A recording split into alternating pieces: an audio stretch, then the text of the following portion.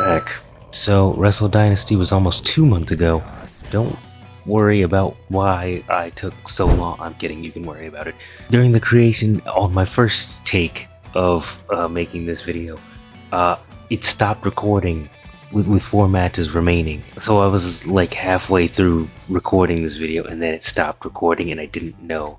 So I was like, I'm gonna have to redo that. As soon as it was revving up to start working out, ByteDance was banned, so I couldn't edit because bye-bye CapCut. Now that's back, and I had some life stuff to figure out, and then I got sick for a week and a half, and now we're back. But I decided I would still get this one done. I would catch back up on what I missed out. Well, I didn't miss, I still watched all the shows, but I just didn't review them. I didn't talk about them on here to any capacity. But we're back, and we're back for good reason. We're back in good time. At the end of the review, I will go over what is coming up and what we're gonna be seeing from me in the near future. Starting off, we had the pre-show International Women's Cup Final 4-way match. Watching this match back, I do feel like this was a showcase match for Persephone, coming from CMLL. I'm assuming they believed that she needed to be showcased to the world here. This would be her showcase to the world, as New Japan has already seen Athena and Momo Watanabe and Willow Nightingale at this point. But I do feel like this match was a great showcase of the best in their respective women's division, or at least the best up and coming in each of their women's divisions. It was an unpredictable match, but I did like a lot of the spots that occurred in it, and I do appreciate the result, even though I would have been fine with any of them winning. There was great chemistry all around and great in-ring action, and it was a very good win for Momo Watanabe, who's seemingly now going for Mercedes Moné's TBS Championship after in Grand Slam Australia, Mercedes shoved one of her championships in Momo's face. Maybe this was a good time to do this video. Forward progression. Second kickoff match would be the Ring of Honor Tag Team Championship match between Sammy Guevara and Dustin Rhodes, the Sons of Texas, against House of Torture's Yoshinobu Kanemaru and Sho. The babyface heel dynamic here was very apparent. Of course, it's a House of Torture match, but because it was a sprint, it didn't feel like the House of Torture antics overwhelmed the match. So I feel like that was a good thing. It was a very entertaining match in-ring wise. Of course, Sammy Guevara is a showman by the definition of it. Dustin Rhodes has a gritty old school style that still works to this day in any country or any style. Big match in the Tokyo Dome for Guevara and Dustin Rhodes. They retained in this match. This match wasn't too bad, honestly. It was the House of Torture usually has a low bar, unfortunately, but it was a good match. It was a very good match, I would say. Nothing too spectacular, but it's a kickoff match. It did its job for sure. The first match of the main show is the Lucha Gauntlet match. I feel that matches of this type are the perfect way to open a big show. Every entrant had their time to shine. Mascara Dorada, of course, is one of the most entertaining luchadors out there today. Desperado getting jumped because he's slightly bigger than everyone else and he's junior heavyweight champion. That was awesome. Desperado and Fujita's interactions were great. Ishimori stealing the win. I do feel that he would be the best contender for it, honestly. And got to see that already. So it's good stuff. Good match. Really good start to the show. The second match was the 5-minute exhibition match between Hiroshi Tanahashi and Katsuyori Shibata. So the people who got it.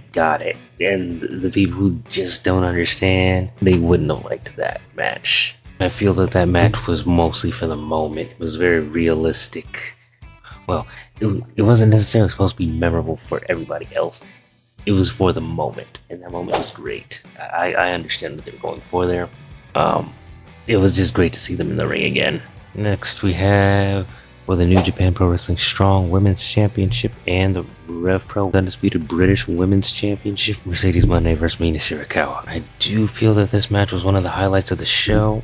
If they had 5 more minutes, I feel like it would have been a little bit better, I also feel that Mina should have kicked out of that first moneymaker, but it's all good. Mina played a great face here. This would be Mercedes' fourth defense of the Strong Women's Championship.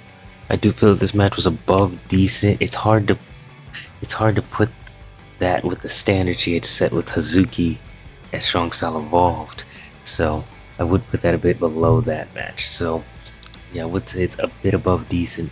Had a different style than like Iwatani versus Zumi the day before. Mina did attack the legs most of the match, but could not successfully lock in a submission hold on them. So there was that. Yeah, Mercedes overcame Mina Shirakawa and became a champion in 3 different continents that day. Next we have David Finlay versus Brody King. Since David Finlay had lost the night before, this was not for the IWGP Global Heavyweight Championship.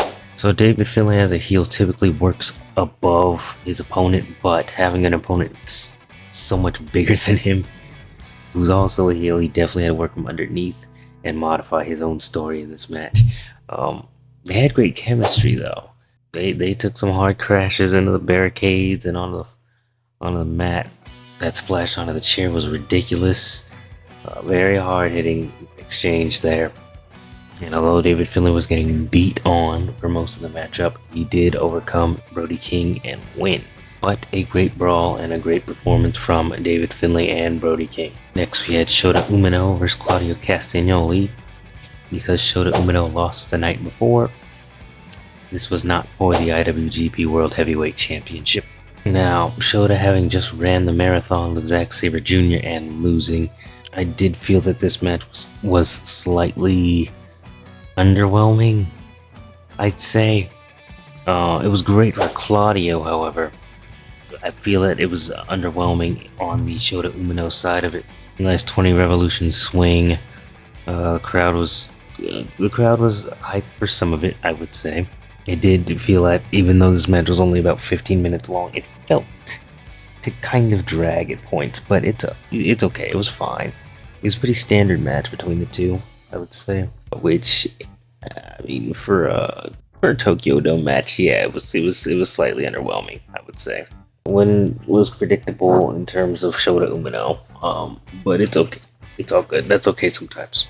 We do have to eventually see Shota face Jon Moxley once again, however, although they are both now bald. Next, we had Konosuke Takeshita versus Tomohiro Ishii for the Never Openweight Championship. That one was one of those matches where if it were on any other card, it would have been match of the night. Ishii is almost 50 years old putting on matches like this. It was amazing. Another great match for Takeshita, who kind of fits with Ishii just like Shingo does. Good offense. Pretty agile spots. Ishii pulling out Hurricane Ranas and such. If they had shifted gears for like another 5 minutes, I feel that this match could have been match of the night. Ishii is definitely willing to be thrown around, just however, when it comes to facing a bigger opponent, and that made this match even better. I do feel that Takeshita was the right opponent for this match, as it showcased a match that everybody kind of wanted to see in the back of their mind. Takeshita would come out on top and retain the Never Openweight Championship and the AEW International Championship.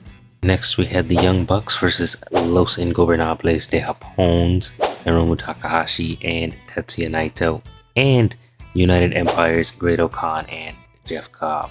So this is a 3-way tag team match. For the groups that are in this match, this was a very energetic sprint. I liked the whole match. The whole match was great. All the way through. The Young Bucks were making their return to Japan in this match. They played their roles very over the top. Liked that. It was constant action. Sequences intertwining perfectly. Everybody was spot on. A very fun watch. It was very fast paced.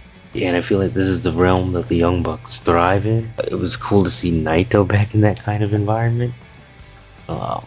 Everybody stood out in their own way in that match. Liked it. The Young Bucks would come out on top. Next up we had for the IWGP Global Heavyweight Championship, due to Yota Tsuji winning the night prior. Yota Tsuji versus Jack Perry. Now, although the scapegoat heel Jack Perry does work for me, I like it. It doesn't work for a lot of people, I'm noticing, but I did appreciate that match. I thought it was very good in-ring wise. Everything was done perfectly. They had pretty solid chemistry in my eyes there.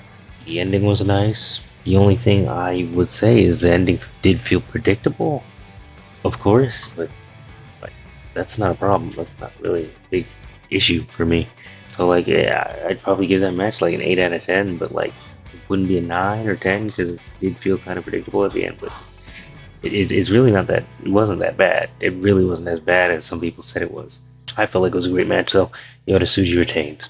Then we had in a non-title special match, Kenny Omega versus Gabe Kidd. So New Japan has this thing where they put this crazy match of the year contender on in the first couple days of the year. Don't know why that's a recurring thing going on. But yeah, Gabe Kidd versus Kenny Omega was easily the match of the night. Easily the match of the month. It might end up being match of the year by the end of it. We don't know, but like it's a strong contender already. Set the bar high for the year. You got a match where Tanahashi's on commentary in tears. What? This was Kenny's return match after over a year. This match was way too good. Neither of them really missed a step here. It was brutal. Made a star out of Gabe Kidd. He was already a rising star. It's crazy. The match was insane. Kenny Omega does not miss. I feel like we can say that. Exceeded all expectations in this one. Kenny Omega came out on top here. Gabe Kidd still won in his own way. There's not much else I could say. This match was far and wide one of the best matches I've ever seen. And then in the main event, the IWGP World Heavyweight Championship, Zack Sabre Jr. versus Ricochet. Yes, you always have your world title at the end of the show, but sometimes you gotta, you gotta make some changes. Sometimes that spot's not gonna work out well for the world title match if the match before it was just too good. Except for here, this match held its own after coming after Gabe Kenny. If Gabe Kenny had the spot over this, it would still make complete sense, but had a good start, simmered, and still maintained some quality, some chemistry. It was really good. Obviously, they're two of the best wrestlers on the planet, so they're gonna have a good match, and they did.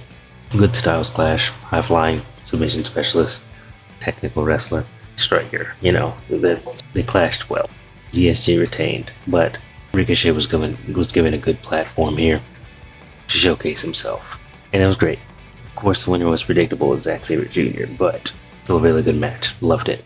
Now, the reason I kept that review kind of brisk and smooth, calm, stuff like that, is because this did happen at the beginning of January, but there is stuff happening throughout March specifically March and May. So March is coming out, March 9th. It's AEW Revolution.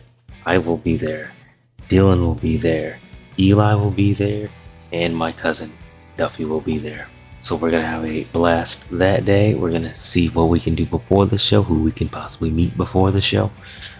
And that'll be a grand experience, of course. Then March 22nd, it's New Japan Pro Wrestling Academy Showcase 6, which will be featuring the first New Japan Academy Cup, I believe it was called. It's a little tournament they got for the show. Saw the trophy, looks nice. We're aware of some of the people that are going to be there. I'm going to make a follow-up video about this exact thing I'm saying right now at the end of this video, and I'm going to do that outside probably, so it's, yeah. And then May 9th is New Japan Pro Wrestling Resurgence in Ontario. I will also be there. Dylan will also be there. I'm doing a quick version of this announcement right now. I'm going to do a longer version of it shortly. Probably soon. Yeah. But anyways, yes, I'm going to get this edited and out to you. Get off my video.